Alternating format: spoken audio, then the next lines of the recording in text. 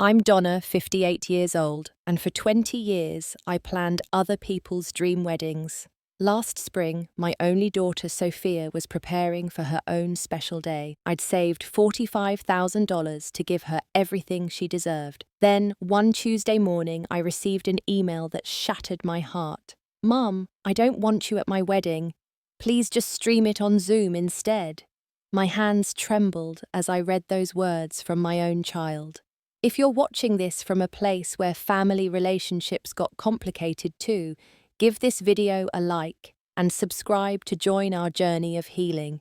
Let me know in the comments where you're watching from as I share what happened next. My journey as a mother hasn't been easy. I became a widow at 42 when my husband James suffered a sudden heart attack. We had been high school sweethearts, married for 20 years, building our dreams together. His death left me alone to raise our daughter Sophia, who was just 12 at the time. Those early years after James died were a blur of grief and responsibility. I had to be both mother and father to Sophia while processing my own loss. I remember nights sitting at our kitchen table, surrounded by bills, wondering how I would manage it all. But somehow I found the strength. I built my career as an event planner specializing in weddings. There was something healing about helping other families celebrate love while I was still nursing my broken heart. Sophia and I developed a special bond during those years. Without her father, we leaned on each other more. Sunday mornings were sacred for our pancake breakfasts, a tradition James had started. We'd shop together, cook together, and have movie nights where we'd curl up with popcorn and chocolate. During her teen years, there were struggles, of course. Arguments about curfews, boys, and her increasingly independent spirit. But beneath the typical mother-daughter tensions, there was always love and respect. I worked hard to put Sophia through college. She graduated with a business degree and landed a good job at a marketing firm in the city. I was so proud watching her walk across that stage, knowing James would have been beaming. I'd done it, raised our daughter alone, and helped her become a successful young woman. When Sophia met Kyle 3 years ago, she was instantly smitten. Kyle came from old money. His father owned a chain of luxury hotels, and his mother was from a prominent banking family. The first time I met him at a restaurant downtown, I noticed his perfectly tailored suit and the easy way he ordered an expensive bottle of wine without looking at the price. He was polite, intelligent, and seemed to adore my daughter. Still, I sensed something in his manner, a subtle appraisal when he looked at me as though he was calculating my worth. Despite my reservations, I was thrilled when Sophia called me, squealing with excitement, to announce their engagement. Kyle had proposed with a diamond ring that probably cost more than my car. "Mum," she had exclaimed, "I'm getting married." Immediately, I offered to plan and pay for the wedding. This was what I'd been saving for since Sophia was born. As a professional event planner, I wanted to give my only daughter the perfect celebration. We set a budget of $45,000, nearly all my savings, but worth every penny to see her happy. The next few months were a whirlwind of venue visits, catering tastings, and flower selections. Initially, Sophia and I did everything together. We'd spend weekends driving to different locations, evaluating their potential. We finally found a beautiful historic mansion with gardens that brought tears to Sophia's eyes. "This is it, Mum," she whispered, squeezing my hand. "This is where I want to get married." I wrote the deposit check that same day, but as the planning progressed, something began to change. Kyle's parents, the Morgans, started to involve themselves more and more. It began subtly, Mrs. Morgan suggesting a different florist, Mr. Morgan questioning the wine selection. At first, Sophia would consult me, her eyes apologetic, as she explained, "Kyle's mum thinks orchids would be better than roses." Gradually, I was excluded from planning meetings. Sophia would cancel our appointments last minute, saying, "Oh, Mrs. Morgan already took care of that." I noticed changes in my daughter too. The way she spoke more formally, her new designer clothes, how she would check her phone when I was talking as though what I had to say wasn't important enough. The Morgans lived in a different world from ours. Their home was a sprawling estate with staff and a view of the ocean.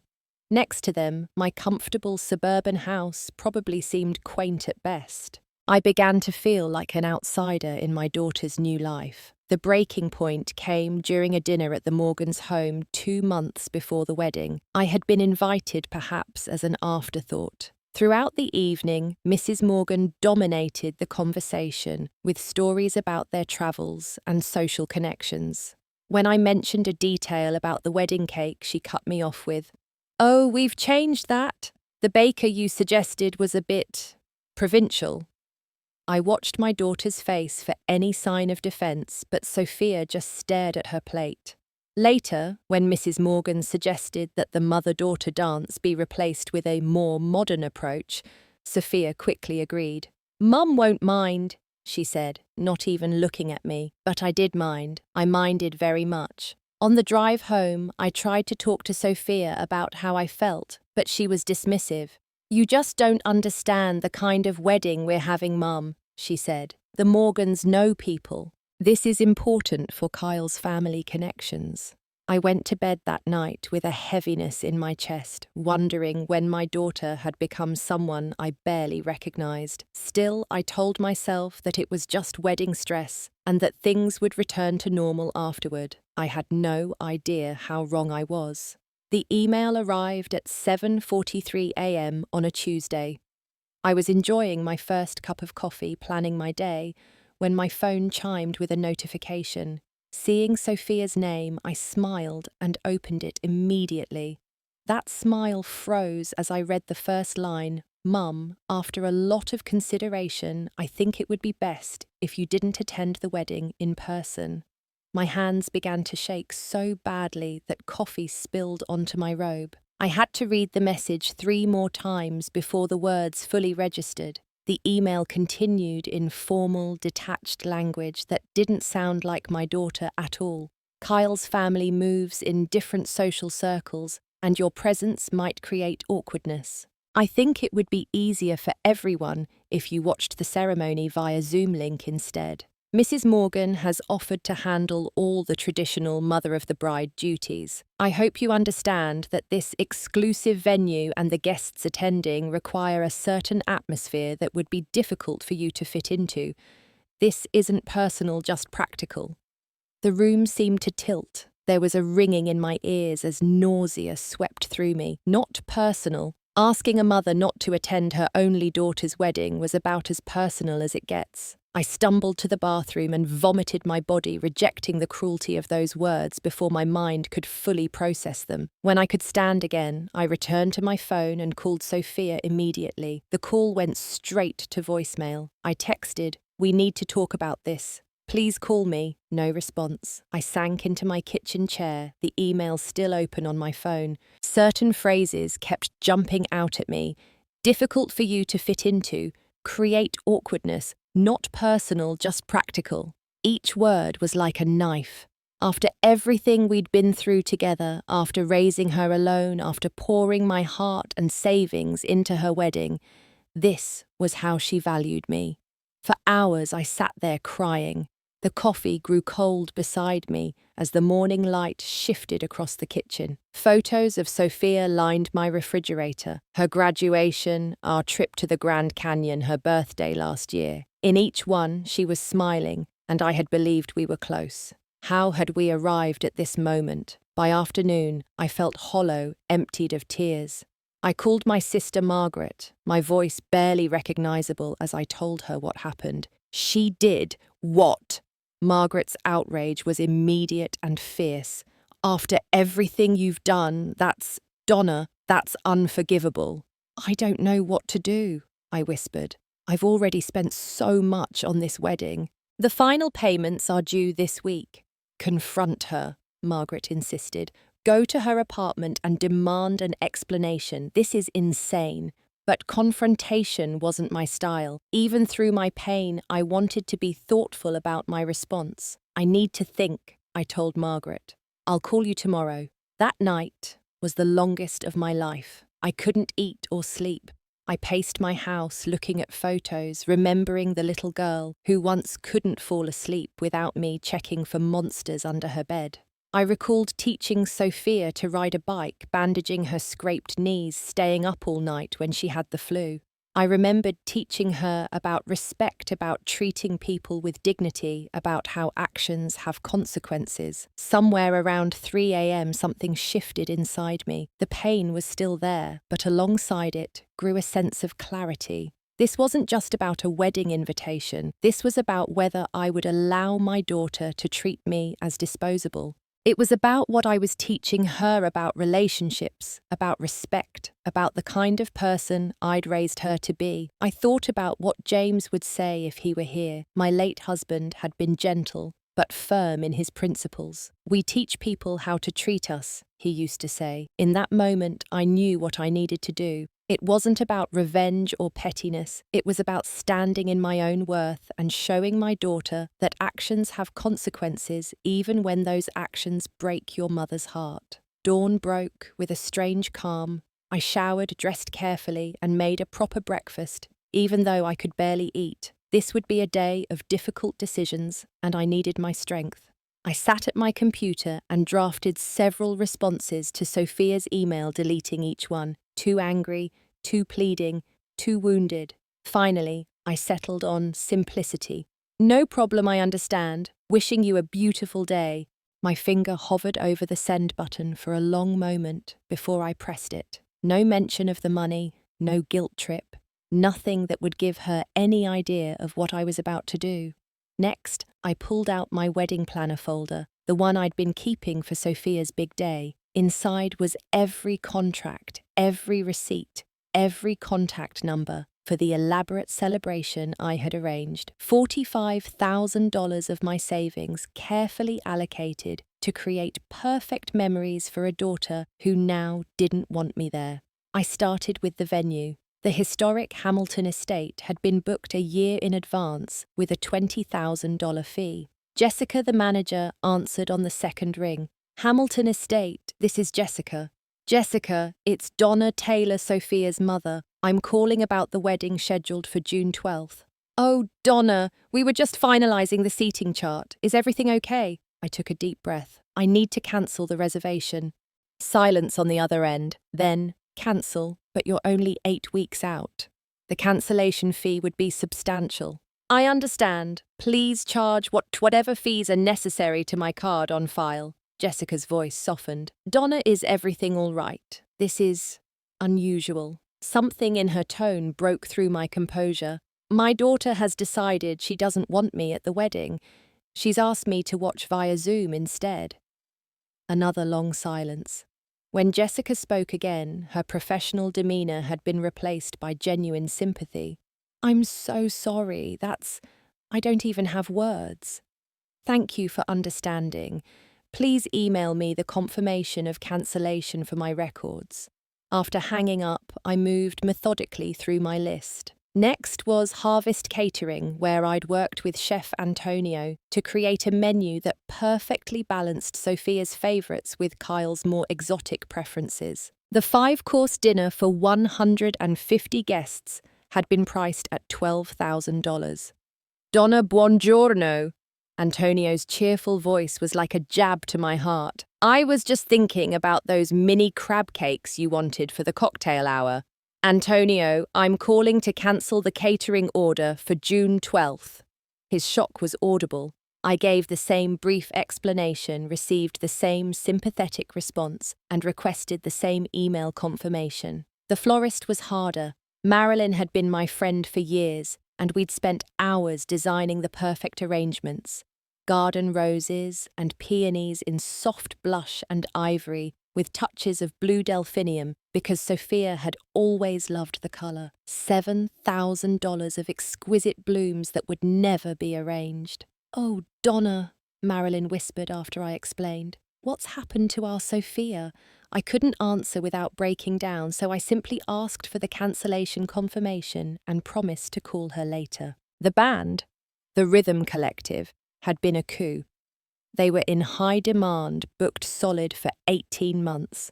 I'd called in favours to secure them for Sophia's wedding, knowing how much she loved their music. $5,000 gone. Throughout the day, I moved through each cancellation like I was operating on autopilot. The photographer, the videographer, the custom cocktail bar, the vintage Rolls-Royce for the grand exit. With each call, a piece of the dream I'd built for my daughter dissolved. The hardest call was to Elaine's bridal boutique. Sophia's dress had been specially ordered, a designer gown with hand-beaded lace that made her look like a princess. The final fitting was scheduled for next week. The balance of $6,000 was due. "I'm so sorry to hear this," Elaine said after I explained. "The dress is already here, though. It's been altered to her measurements." "I understand. Please cancel the remaining alterations. I'll pay whatever fees are required." Throughout the day, Margaret called to check on me. "Are you sure about this, Donna? It's so much money." "It's not about the money," I told her, though my hands shook as I calculated the total losses. "It's about respect. It's about teaching her that relationships matter more than social climbing." By evening, my email inbox was filled with cancellation confirmations. I printed each one and placed them in a folder. As I was finishing, my phone began to ring. Sophia's name flashed on the screen. It had taken her all day to respond to my email. I let it go to voicemail. Then it rang again and again. Text messages began to appear. "Mum, call me ASAP." "What's going on?" The venue called to confirm the cancellation. "Mum, pick up, this isn't funny." I turned off my phone, made myself a cup of tea, and went to sit on my back porch. The spring air was mild flowers beginning to bloom in the garden James and I had planted together. I wondered what he would think of all this. Would he support my decision, or would he tell me I was being too harsh? No, I realized. James would be heartbroken just as I was, but he would understand that this was about more than a wedding. This was about raising a daughter who understood the value of family, of integrity, of treating people with respect, especially the mother who had given everything for her. When I finally went to bed, physically and emotionally exhausted, I felt a strange sense of peace beneath the sadness. For the first time since becoming a widow, I had stood firmly in my own worth. Whatever happened next, I would face it with the knowledge that I had respected myself even when my daughter had not. The pounding on my front door started at 7:15 a.m. I'd been awake for hours sitting with my first cup of coffee, steeling myself for the confrontation I knew was coming. When I opened the door, Sophia stood on my porch, her face blotchy from crying, still wearing yesterday's clothes. "What have you done?" she demanded, pushing past me into the living room. "The venue called, the caterer called, everyone called. They said you cancelled everything." I closed the door quietly and turned to face my daughter. "That's right. Why are you trying to ruin my life? Is this some sick revenge because I asked you to watch online?" I sat down on the couch, motioning for her to do the same. She remained standing, vibrating with anger. "It's not revenge, Sophia. It's a consequence." "A consequence for what?" "For deciding that your mother, who raised you alone after your father died, who worked extra jobs to put you through college, who has been planning and paying for your entire wedding, isn't good enough to attend in person." Her face flushed. "It's not that you're not good enough. It's just Kyle's family. They have expectations. They have important connections. And I would embarrass you." She didn't deny it, which hurt more than if she had shouted at me. "You don't understand their world, Mum." "You're right. I don't understand a world where a mother is told to watch her only daughter get married through a computer screen. I don't understand a world where social climbing is more important than the person who gave you life and has loved you unconditionally for 28 years. Sophia ran her hands through her hair in frustration. "Fine. I'm sorry I made a mistake. But did you have to cancel everything? The venue, the catering, the flowers, the band, those were all gifts, Sophia, not obligations. When you decided I wasn't welcome, you declined those gifts." Her phone rang. She glanced at it and said, "It's Kyle," before answering. I could hear his agitated voice through the speaker as she explained what happened. A minute later, my own phone rang. Kyle's name appeared on the screen. "Hello, Kyle," I answered calmly. "Donna, What's going on? Sophia says you cancelled everything. The wedding is in 2 months. That's correct. I've cancelled all the arrangements I made and paid for. But why is this about money my parents can? This isn't about money, Kyle. It's about respect. Sophia has made it clear that I'm not welcome at her wedding. That's her choice to make. Cancelling my financial support is mine. After I hung up, it was barely 10 minutes before my phone rang again. This time, it was a number I didn't recognize. I answered cautiously. Is this Donna Taylor? A crisp, cold voice I recognized immediately. Mrs. Morgan. Yes, this is Donna. This is Elizabeth Morgan, Kyle's mother. There seems to be some confusion about the wedding arrangements. There's no confusion, Mrs. Morgan. I've cancelled all the services I arranged and paid for. This is completely unacceptable. Do you have any idea who will be attending this wedding? The governor's aide, 2 state senators, the Wilsons, who own half the real estate downtown. I'm sure they're all very important people, I replied, keeping my voice level. And I'm sure you'll have no trouble finding a new venue and services that meet their standards. Is this about money? Her tone shifted from outrage to negotiation. We can work something out, perhaps a loan arrangement. This is not about money, Mrs. Morgan. This is about my daughter telling me that I'm not welcome at her wedding because I might embarrass her in front of your social circle. Silence. Then, Sophia was merely being practical. Your background might make some conversations awkward. The casual cruelty took my breath away. My background as a professional event planner who has organised galas for the mayor, or my background as a widow who sacrificed everything for her daughter. Which part would be awkward for your friends? She didn't answer that. Instead, she tried another approach. The invitations have already gone out. People have made travel arrangements. I'm sure you'll figure something out. You're very resourceful. After ending the call, I turned back to Sophia, who had been listening to my side of the conversation. She looked pale, her earlier anger replaced by something closer to panic. Mum, she whispered, the Morgans won't pay for anything. They said that's the bride's family's responsibility. And traditionally it is, but traditions also include mothers attending their daughters' weddings.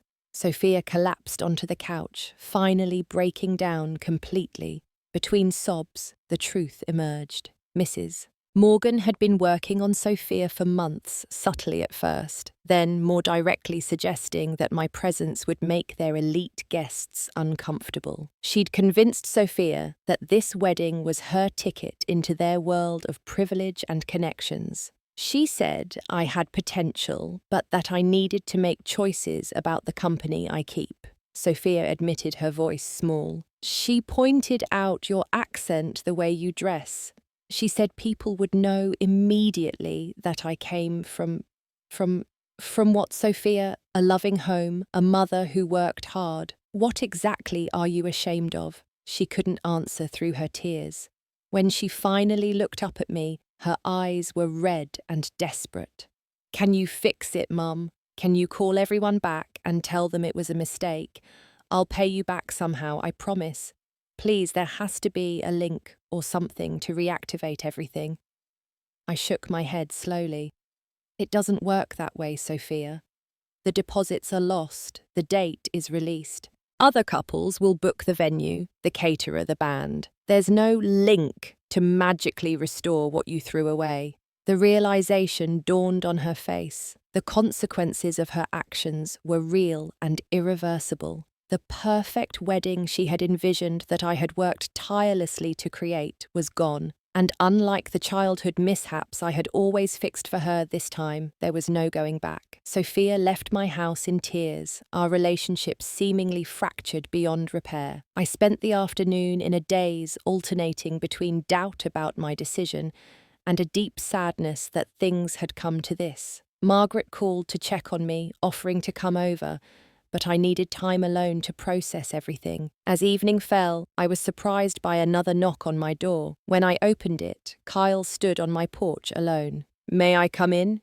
he asked, his usual confidence subdued. "I'd like to talk if that's okay." I hesitated, then stepped back to let him enter. We sat in my living room, the awkwardness between us palpable. Kyle looked around at my modest but comfortable home, his eyes lingering on the family photos. "Is that Sophia's father?" he asked, nodding toward a picture of James on the bookshelf. "Yes, that's James. He died when Sophia was 12. Kyle nodded slowly. "Sophia talks about him sometimes, says he was the kindest man she's ever known."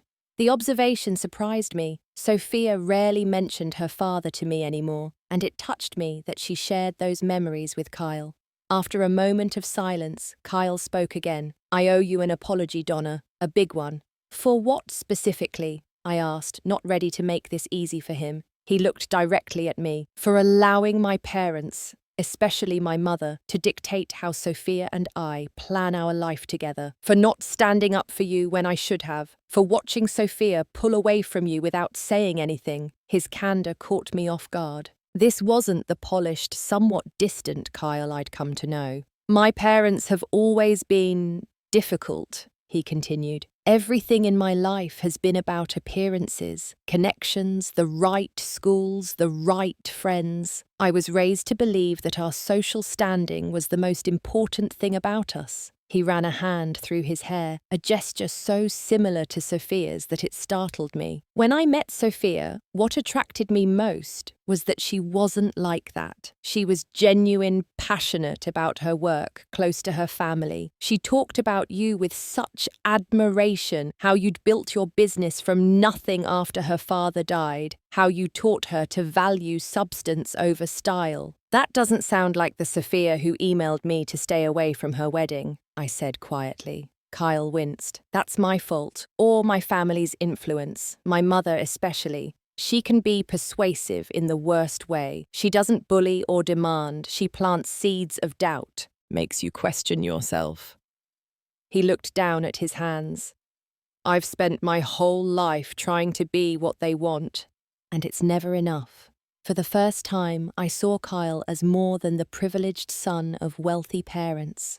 I saw someone who had been shaped by the same toxic expectations that were now ensnaring my daughter. When this wedding started becoming more about impressing my parents' friends than celebrating our love, I should have put a stop to it, Kyle admitted.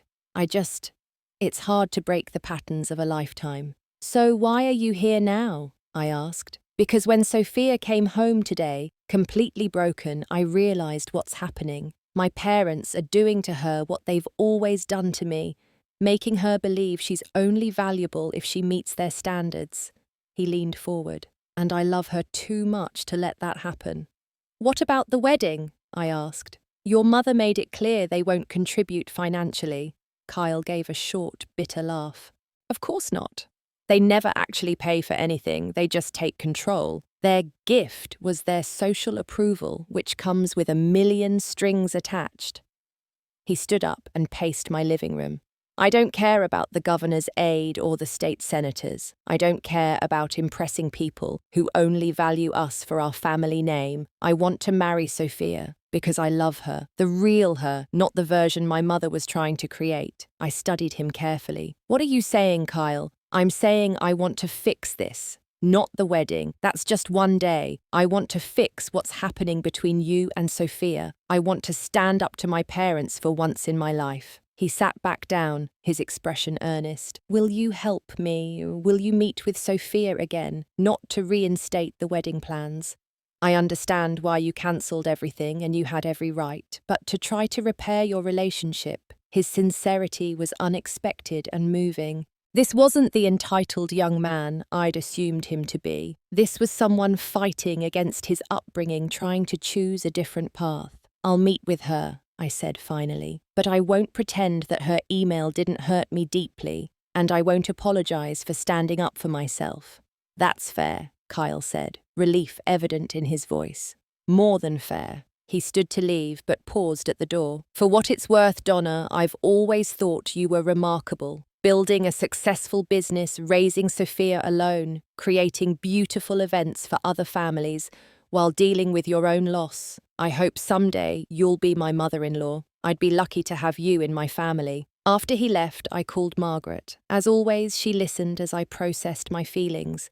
the lingering hurt, but also the unexpected hope that had emerged from my conversation with Kyle. "Do you think there's a path forward?" she asked. "I don't know," I replied honestly, "but I think it's worth finding out." That night, I reflected on what truly mattered. The wedding had been cancelled, but perhaps something more important could be salvaged. My relationship with my daughter and her chance at a marriage built on authentic love, rather than social climbing. The venue and flowers and catering were all replaceable. The bonds between us were not. I realised that the strongest lesson I could teach Sophia now wasn't about punishment, but about forgiveness. The kind that comes with healthy boundaries and genuine understanding. I'd stood my ground. Now I needed to offer a way back, not to the wedding plans, but to each other. 3 days later, I met Sophia and Kyle at a small coffee shop downtown, neutral territory. Sophia looked nervous, her eyes still red-rimmed from crying. Kyle sat supportively beside her, his hand on hers. "Thank you for meeting us." Sophia began, her voice barely above a whisper. I nodded, waiting for her to continue. This conversation needed to start with her. "Mum, I'm so sorry," she said, tears immediately welling in her eyes. "What I did, that email, it was cruel and thoughtless, and I don't even recognize the person who wrote those words." "Neither do I said quietly. "That's what hurt the most, Sophia. Not just the request itself, but that my daughter, who I raised to be kind and inclusive, could even consider excluding her own mother from one of the most important days of her life." Sophia wiped her eyes. "I got caught up in everything the Morgans represented, their house, their connections, the way people deferred to them. Mrs. Morgan would take me shopping and introduce me to these important women, and they'd invite me to their charity events. It was intoxicating. And somewhere in that intoxication, you decided I wasn't good enough." I said, the hurt still evident in my voice. "No, yes, I don't know." She looked down at her hands. "Mrs. Morgan would make these comments, not even directly critical, just little observations. She'd say things like, 'Oh, is that where you learned to hold your fork?' Or, 'Your mother did the best she could with your education, considering the circumstances.'" Kyle interjected. "My mother is an expert at making people feel inadequate. It's how she controls everyone around her." Sophia nodded. "At first I defended you, but then I started seeing you through her eyes. I started feeling embarrassed by things that never bothered me before. Your accent, your clothes, the stories you tell about our old neighborhood." Her voice broke. "I hate myself for it now. I hate that I let her reshape how I see the person who gave me everything." I took a sip of my coffee, allowing her words to settle. "I didn't cancel the wedding to punish you, Sophia. I did it because relationships have boundaries, because I needed to show you and myself that I deserve basic respect and consideration." "I know," she whispered. "You had every right, and maybe it needed to happen to wake me up." Kyle squeezed her hand before speaking. "We've been doing a lot of talking these past few days about what really matters to us, about the kind of life and family we want to build together." Sophia looked up at him with a small smile before turning back to me. "The wedding I was planning, it wasn't really for us. It was a show for the Morgans and their friends. I got so caught up in it that I lost sight of what a wedding is supposed to be about." "Which is," I prompted, "love, commitment, joining two families together, including my mum, who is the most important family I have." She reached across the table, her hand extended toward mine. "I don't care about the governor's aid or the 5-course dinner anymore. I just want you there when I get married." I hesitated before taking her hand. "I appreciate that, but we can't just pretend the email never happened. That kind of hurt doesn't disappear overnight." "I know," Sophia acknowledged. "I'm not asking for that. I'm asking for a chance to rebuild your trust, to show you that I've learned from this mistake." Kyle cleared his throat. "We have an idea, if you're willing to hear it, about the wedding." I raised an eyebrow, curious despite myself. We're thinking of something completely different, Kyle explained. Something small and meaningful, with only the people who truly matter to us. Sophia squeezed my hand. No performance for social connections. No trying to impress anyone, just a celebration of our love, surrounded by the people who have supported us. What about your parents? I asked Kyle. They seemed very invested in the original plans. His jaw tightened slightly. I called my father yesterday and told him that we were changing our plans. He wasn't happy. My mother was less than pleased. That's putting it mildly, Sophia added. She threatened to not attend at all. And, I prompted. Kyle looked me directly in the eyes. I told them that was their choice, but that Sophia and I are getting married our way, with or without their blessing. For the first time in my life, I didn't cave to their expectations. I felt a grudging respect for the young man sitting across from me. That couldn't have been easy. It wasn't, he admitted, but watching Sophia realize what she almost threw away, her relationship with you, made me see how empty my parents' version of success really is. I don't want that for our marriage or for our future children.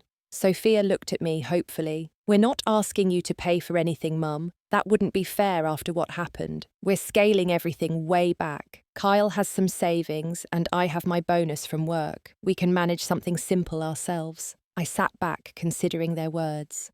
The hurt was still there, but alongside it was a cautious optimism. My daughter was showing genuine remorse, and her fiancé had revealed depth I hadn't previously seen. More importantly, they seemed to be choosing authentic values over shallow appearances. I won't be planning or paying for another wedding, I said firmly, but I might be willing to help you figure out how to create something meaningful on a reasonable budget, as a consultant, not a checkbook. Sophia's face lit up with hope. Really, you'd do that? On one condition, I added, that we continue to have honest conversations about what happened, not to dwell on it, but to make sure we're rebuilding on a solid foundation. No more dismissing my feelings or pretending everything is fine when it's not. Kyle nodded solemnly. That's more than fair. As we continued talking, plans for a new kind of celebration began to take shape. Something simpler, more intimate, but potentially far more meaningful than the lavish event that had been cancelled. And though I remained cautious, I felt the first tender shoots of healing beginning to grow between my daughter and me. I knew the path forward wouldn't be perfectly smooth. Mrs. Morgan's influence wouldn't disappear overnight, and the hurt from Sophia's email would take time to fully heal. But as we left the coffee shop, there was a sense that we were moving in the right direction, toward a relationship based on genuine respect rather than obligation or social expectations. 2 months later, almost to the day when the original wedding was supposed to take place, I stood in my sister Margaret's backyard watching as 30 of our closest friends and family gathered on white folding chairs. The transformation was remarkable. Margaret's modest garden had been decorated with string lights and simple arrangements of wildflowers. A wooden arch built by Kyle's college roommate stood at the end of a petal-strewn aisle. The entire setup had cost less than $2,000, a fraction of what the flowers alone would have cost at the original venue. "You okay?" Margaret asked, adjusting the lapel of my pale blue suit, a far cry from the designer mother-of-the-bride gown I'd originally purchased. "More than okay," I replied, and meant it. The journey to this day hadn't been easy. There had been tense moments, difficult conversations, and times when I'd questioned whether our relationship could truly heal. The Morgans had initially refused to attend this downgraded celebration, but eventually relented, though their disappointment remained evident in their stiff postures and tight smiles as they took their seats. But there had also been beautiful moments of reconnection. Sophia and I had spent evenings talking honestly about our expectations, our hurts, and our hopes for the future. She had written me a lengthy letter of apology that I kept in my nightstand drawer. And I had gradually opened my heart again, finding a way to forgive without forgetting the lessons we'd both learned. "It's time," Margaret whispered, squeezing my hand. I made my way to the small room at the back of the house where Sophia was waiting. When I entered, she turned, and my breath caught. She was wearing a simple white dress, not the elaborate designer gown from before, but something elegant and understated that perfectly suited her natural beauty. "Mum," she said, her eyes filling with happy tears. "How do I look? Like the most beautiful bride in the world," I answered truthfully.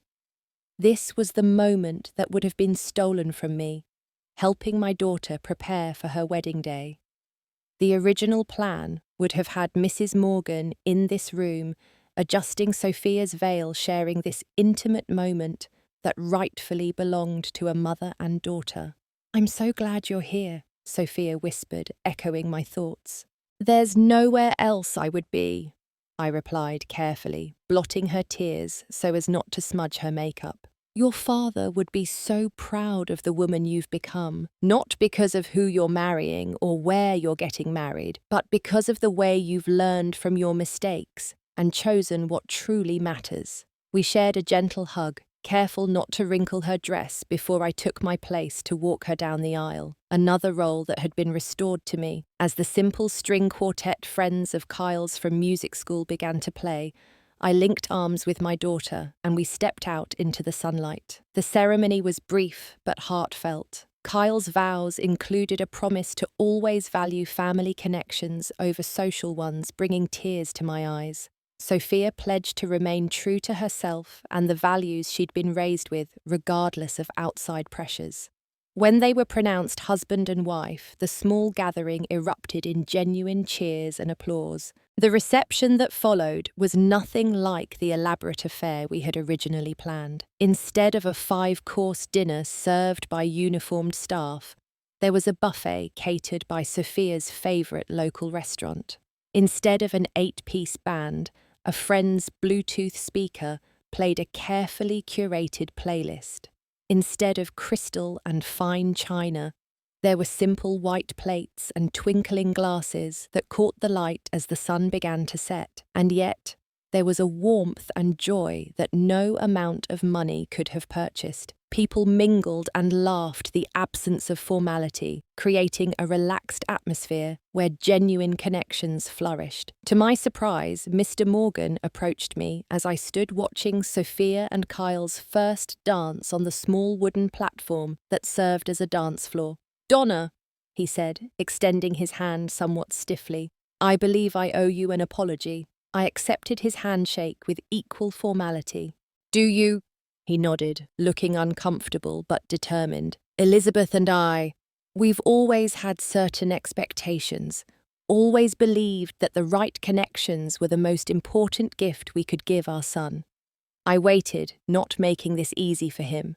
"Watching Kyle today, seeing how happy he is with your daughter, I'm beginning to think we may have been misguided in our approach." He glanced toward his wife, who was sitting rigidly at a table making minimal conversation with other guests. "Some of us are slower to recognize that than others." "It's never too late to learn," I offered. He nodded thoughtfully. "The way you handled the situation with the wedding, it was unorthodox, but I've come to respect it. You stood your ground without burning bridges. That's something I wish I'd learned earlier in life." The unexpected respect in his voice was a balm to the lingering hurt. Not that I needed his approval, but his acknowledgement felt like the closing of a difficult chapter. As the evening progressed, I found moments to truly savour the joy of my daughter's wedding day. I watched Sophia and Kyle move among their guests, their happiness evident in every gesture and smile. I danced with old friends, enjoyed the simple but delicious food, and even shared a surprisingly pleasant conversation with Mrs. Morgan about her garden, finding perhaps the tiniest sliver of common ground. The healing between Sophia and me didn't happen in a single day or even over these past 2 months. It's been a process, sometimes painful, sometimes tender, always honest. There were therapy sessions, both individual and together. There were moments of backsliding and moments of breakthrough. What I've learned through this journey is that standing in your worth doesn't mean refusing to forgive. It means creating healthy boundaries that allow relationships to rebuild on a foundation of mutual respect. It means being willing to look at your own part in difficult dynamics, while also holding others accountable for their actions. For months after the email incident, as we've come to call it, I attended a support group for parents navigating complicated relationships with adult children. The stories I heard there helped me understand that my experience wasn't unique, that many families struggle with these delicate balances of love, independence, and respect. In turn, Sophia joined me for family therapy, where she worked through the insecurities that had made her vulnerable to Mrs. Morgan's manipulation. Kyle established firmer boundaries with his parents, learning that respect doesn't require compliance with every expectation. As I watch my daughter and her new husband share their last dance under the string lights in my sister's garden, I feel a profound sense of gratitude.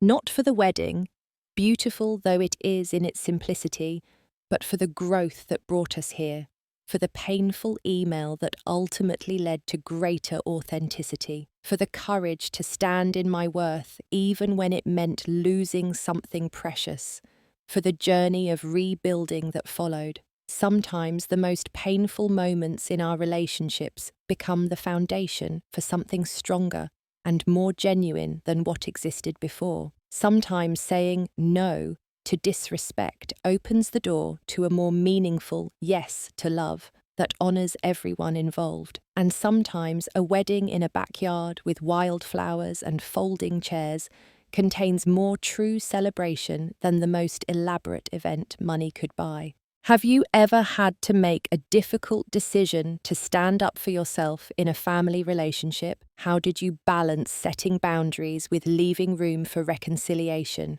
Share your experiences in the comments below. Your story might help someone else navigating similar challenges. If this journey resonated with you, please like and subscribe to hear more stories of family healing and personal growth. And remember, standing in your worth isn't selfish. It's often the most loving gift you can give to yourself and those around you. Thank you for joining me today.